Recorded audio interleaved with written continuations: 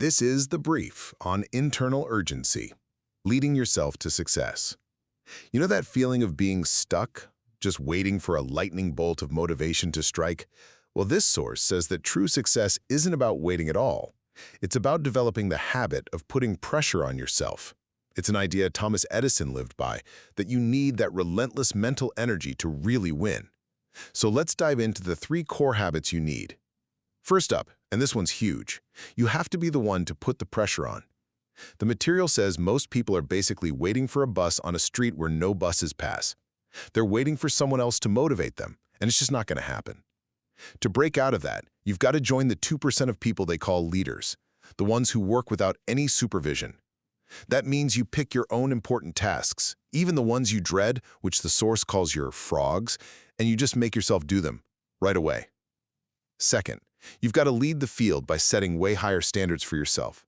The standards you set for your own work, they should be tougher than anything anyone else could dream up for you. Think of yourself as the role model. Make it a game. Start a little earlier, work a bit harder, and always go that extra mile. Pushing yourself past the point where most people would just quit. That's what builds real self-esteem. It's what the psychologist Nathaniel Branden called the reputation you have with yourself. And you got to earn it. And finally, let's talk about crushing procrastination. The trick is to use something called forcing systems. Basically, creating your own powerful, imaginary deadlines. Try this little mental experiment. Imagine you find out you have to leave town tomorrow for a whole month.